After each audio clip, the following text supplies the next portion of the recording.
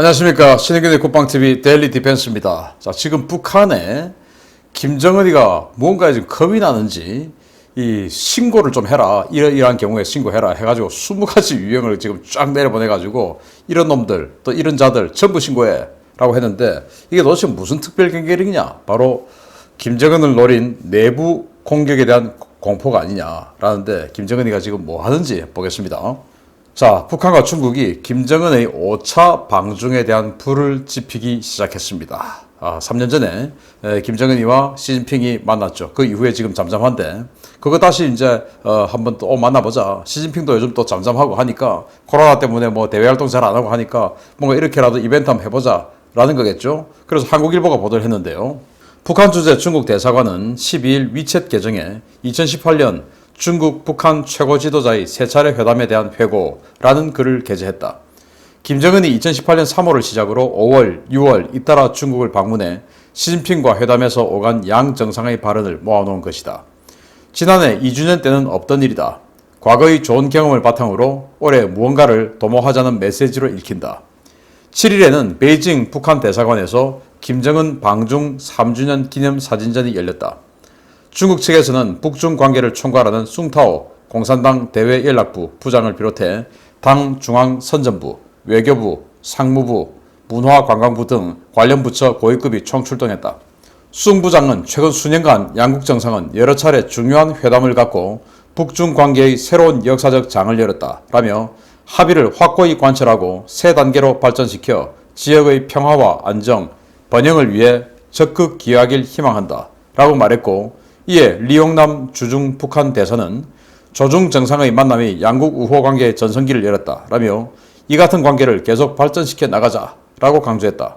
올해 양국 고위급 교류를 비롯해 김 위원장의 방중 가능성을 시사하는 대목이다 라고 이 한국일보의 베이징 주재 특파원이 이런 기사를 적었습니다. 김광수 기자라는 분인데 굉장히 이제 아주 날카로운 분이에요.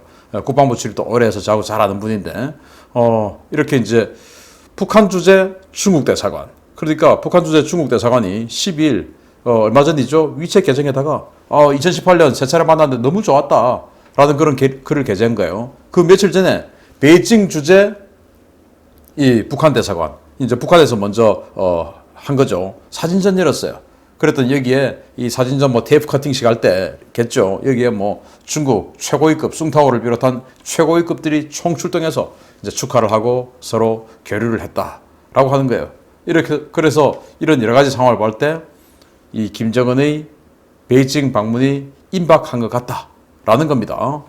자, 그러면은 김정은이가 왜 베이징을 가냐? 지금 이 상황에 바로 집권 이래 최악의 위기에 직면해 있죠. 그러다 보니까 이제 믿을 것은 시다크뿐이죠.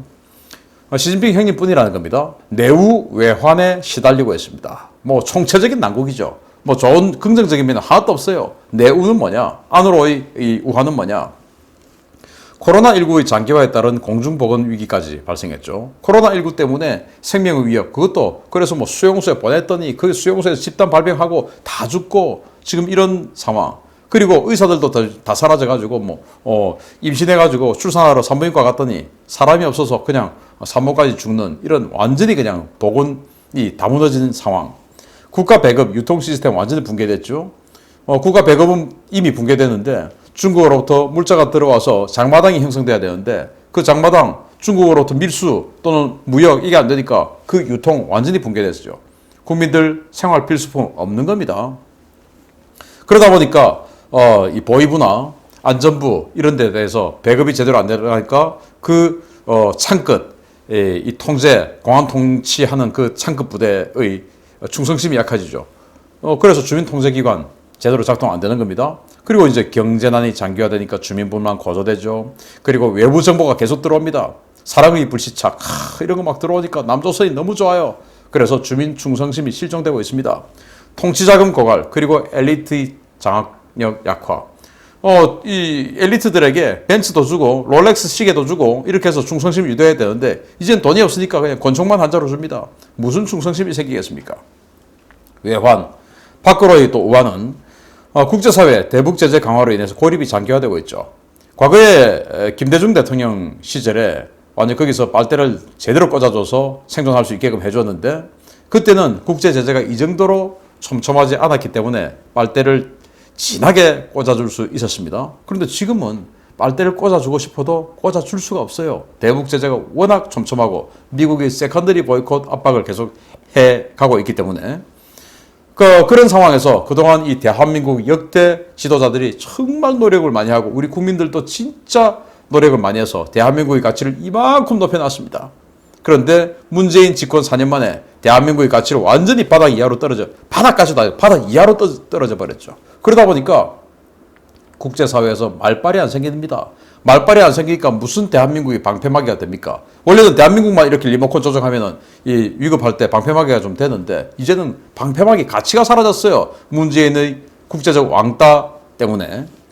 그러다 보니까 과거에는 이 한미동맹, 한미연합 군사훈련 이런 거 해서 한국만 잘 이렇게 컨트롤하면은 이 군사적으로 안 두드려 막을 수 있었는데 이제는 너무 쓸데없는 것까지 문재인이 이 김정은의 심기를 건드리지 않기 위해서 노력하다 보니까 이제는 아예 그냥 다 사라져버린 겁니다. 가치가. 그래서 군사 그러면 니들하고 안 해. 군사도 일본하고 북한 때리는 연습해. 해서 지금 일본하고 북한 때리는 연습하고 있으니까 이제 그것도 이제 불안해 죽겠는 겁니다. 그리고 국제사회에서는 계속 대북 정보 유입 시도를 강화하고 있죠. 문재인이 대북 전단 금지법 만들어서 전단 못 보내게 했더니 국제사회가 완전히 십자포화를 내려붙고 문재인에 대한 이 청문회까지 하겠다라는 거 아니겠습니까?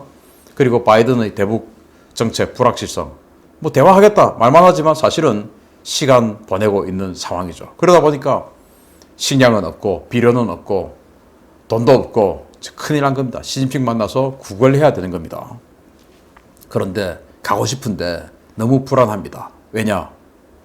중국산 휴대폰 이런 것들로 인해서 뭔가 자기가 테러를 당할 수도 있다. 왜냐? 작년에 그런 일이 발생해서 과거 용천역 사건이 생각이 났거든요. 너무 겁나는 겁니다. 그래서 황당한 지시를 내렸어요. 데일리 NK가 보도를 했는데요. 북한 당국이 정보 유출입을 차단하기 위해 중국산 손전화, 소탕전 등 관련 조치에 나선 가운데 최근 주민들에게 관련 행위와 관한 신고를 독려하고 나섰다.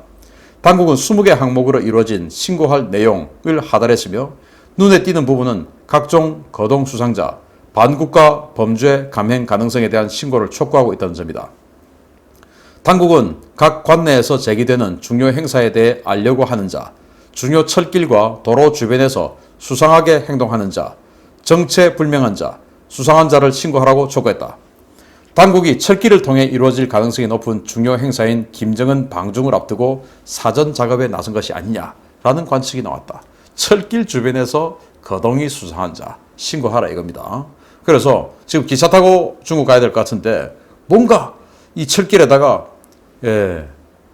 이 위험한 것들을 설치하고 또 이 중국산 휴대폰, 북한에서 만든 휴대폰은 자기네들이 다 통제할 자신이 있는데 중국에서 들어온 휴대폰 이게 통제가 안 된다. 그래서 큰일 났다. 철길 이거 지금 관리 감독해야 된다. 그러기 위해서 20개 항목을 내려보냈는데 자 그러면서 제가 이제 그저께 보도해드린 바가 있죠. 보위부, 안전부, 이 국경지역의 보위부 안전부들에게 문의를 해가면서 2호 창고, 즉 군량미를 개방해가면서 1년치 식량을 배급했다. 사실 1년치도 안 되지만 뭐 1년치라고 하니까 뭐 1년치라고 할 수 있는데 어쨌든 그걸 배급했다.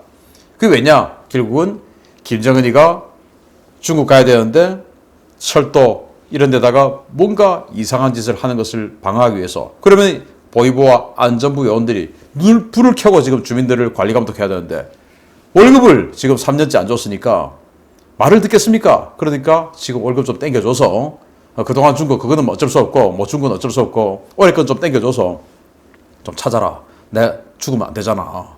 여기 또 중국 못 가면 올해 죽는 거야. 왜? 아무것도 없으니까 지금 식량도 없고 돈도 없고 아무것도 없죠. 그러니까 일단 중국 갔다 와야 올해 넘기고 내년도 넘길 수 있어. 그런데 가려고 하니까 불안해서 겁이 나서 못 가겠어. 그런데 이걸 단속하는 놈들한테 3년 동안 월급을 안 줬으니 야 좀 땡겨줘라. 전쟁 아유 뭐 전쟁이고 뭐 다 필요 없어. 일단 군량미 땡겨줘라. 이렇게 돼서 보위부 안전부들에게 1년치 식량을 준 게 아니냐라고 생각이 되는 것이죠. 자 이겁니다. 데일리 NK의 북한 소식통이 사진을 찍어서 보내준 거예요. 자, 여기 보시면 이 신고할 내용 중에서 자, 1번 도 관내에서 제기되는 중요 행사에 대해 알려고 하는 자. 이게 뭐냐? 1호 행사에 대해서 알려고 하는 자 아닙니까? 1호 행사. 김정은이가 어디 왔다 갔다 하냐? 이거에 대해서 알려고 하는 자. 왜 알아? 감히. 거기다가 뭔가 나쁜 짓을 하려고 하는 거 아니냐라는 거죠. 이번 반국가 반민족 범죄를 강행하였거나 감행하도록 선전선동하는 자. 또 3번 중요 철길과 도로 주변에서 수상하게 행동하는 자. 4번 총기류, 총탄, 화학류, 폭발물, 흉기를 가지고 있거나 팔고 사는 그런 행동을 하는 자. 자, 이런 거 보면 북한에도 총기가 불법으로 거래될 가능성이 있다는 것을 이 명령서에서 보면 알 수 있습니다. 야, 총탄이 또 화학류가 북한에서 은밀하게 음성적으로 거래될 수 있는 가능성. 그걸 걱정하고 있으니까 4번에 총기류 이거 다수를 하는 것이죠. 그리고 5번 비법적으로 즉 불법적으로 외국 사람을 만나거나 편지, 돈, 물건 같은 것을 주고받는 행위. 외국인들에게 매수가 되어서 그들에게 돈을 받고 이제 행동할 수 있다 이거죠. 뭐 삐라를 가지고 있거나 선전하는 행위 뭐 이런 것들인데 그래서 이런 20가지 각종 사안을 내려주고 여기에 해당하는 자들 다 신고해 라고 했습니다. 겁나는 것이죠. 철길. 왜 철길이 겁나냐? 바로 작년 2020년이죠. 작년 7월 9일 날 용천역 인근의 강안역에서 바로 압록강 건너면 중국인데 여기에서 화재 폭발 사고가 발생해서 지난 17년 전의 사고가 떠올랐기 때문입니다. 자, 단둥에서 지난 9일 오전 11시경 강 건너 맞은편 신의주 강안역 부근에서 검은 연기가 100m 넘게 치솟은 것을 목격했다. 사고 현장의 지인과 통화해보니 15량의 화물칸 중에 5량의 화물열차 빵통 적재 화물인 식용유들이 폭발했고 이로 인해 평양으로 가던 250톤의 식용유가 손실됐다. 자, 이제 중국에서 건너왔어요. 이 기차가 건너왔는데 바로 평양으로 가지 않고 옆으로 빠져서 강안역이라는 데로 갑니다. 이 강안역에서 소독합니다. 방역합니다. 왜냐 코로나 이제 지금 때문에 완전히 국가를 폐쇄했으니까 혹시 중국에서 코로나19 균을 묻혀왔을 수 있으니까 이걸 방역하기 위해서 강안역이라는 곳에 가져갔는데 여기에서 폭발을 해버린 겁니다. 그런데 식용유 실었던 차들인데 이 식용유는 평양에 있는 고위층들을 달래기 위해서 그들에게 줄 선물이었는데 그게 그냥 폭발한 겁니다. 야, 고위층들한테 과거에는 벤츠 주고 꼬냑 주고 롤렉스 시계 주고 이렇게 했는데 이제는 식용유 주는 그런 김정은이가 된 겁니다. 그래서 폭발은 뭐야? 얼마 전에 몇 년 전에 우리 아버지 폭발 때문에 죽을 뻔했잖아. 바로 용천역. 여기 있는 용천역 폭발 사고. 그거로 우리 아버지 죽을 뻔했잖아. 뭐야 이거? 또 이런 거 있네? 라고 된 거죠. 자, 용천역 폭발 사고인데 2004년 4월 22일 날 벌어졌던 사고죠. 단 한 명만 놓쳐도 대참사가 벌어진다. 왜? 테러는 많은 사람들이 하지 않고 딱 한 명이 이런 엄청난 일을 저지를 수 있거든요. 용천역 폭발 사고 화재 현장을 보십시오. 정말 초토화가 돼버렸는데 이 내용을 보시면 방중 일정을 마치고 귀국하던 김정일의 전용 열차가 평안북도 용천군 소재 용천역을 통과하고 15분 뒤 발생한 대폭발 사고입니다. 반경 500m가 초토화되고 사망자 150명, 중상자 1249명이 발생해 북한이 국제사회에 구원을 요청했던 초유의 사고입니다. 단순 열차 충돌에 의한 사고로 알려졌으나 당시 인접 열차에서 시리아 핵기술자 12명이 폭사한 사실이 확인되면서 이스라엘의 공작으로 알려졌습니다. 자, 이거 보시면 용천역 폭발 사고는 단순 열차 충돌이 아니라 정말 우연히 몇 가지가 겹쳐야 나오는 그런 사고였습니다. 우연히 몇 가지가 겹치면 그건 필연이죠. 누가 만든 거죠. 그래서 김정일은 당시 이제 이 중국에 갔다 오다가 김정일 싹 지나가고 15분에 폭파했는데 그래서 많은 사람들이 김정일 본인도 그렇고 자기를 죽이려고 공작한 거구나라고 생각했고 그래서 이때 완전히 전국이 다 폐쇄가 됐었어요. 자, 이때 그런데 알고 보니까 김정일 죽이려고 한 게 아니고 이 폭파한 이 열차에 시리아의 핵기술자 12명이 타고 북한에 와서 핵기술을 배우고 시리아로 돌아가는 중입니다. 이제 중국으로 가서 비행기 타고 시리아 가야 되니까 북한에는 그런 비행기 없으니까 시리아로 돌아가는 겁니다. 그런데 시리아는 어떤 나라입니까? 이스라엘하고 국경을 마주하고 있는 나라고 이스라엘하고 지금까지 계속 전쟁을 해왔던 나라예요. 여기에 핵 기술자가 들어가면 됩니까? 안 됩니까? 이스라엘 입장에서 안 되죠. 그래서 이제 이 2007년도에 이스라엘 공군기들이 시리아의 비밀 핵시설, 여기에 이제 북한 기술자들이 들어와서 또 지도 감독도 해주고 있었어요. 그거 그냥 작전명 소프트 멜로디. 제가 신인균의 군사 TV를 통해서 올려드렸지 않습니까? 그 소프트 멜로디 작전을 통해서 완전히 그냥 시리아 핵시설 폭격해서 없애버렸죠. 그런데 그 없애기 전에 이 시리아 핵기술자들이 북한에서 배우고 오는 그 열차를 폭사시킨 겁니다. 김정일이 죽인 게 아니고.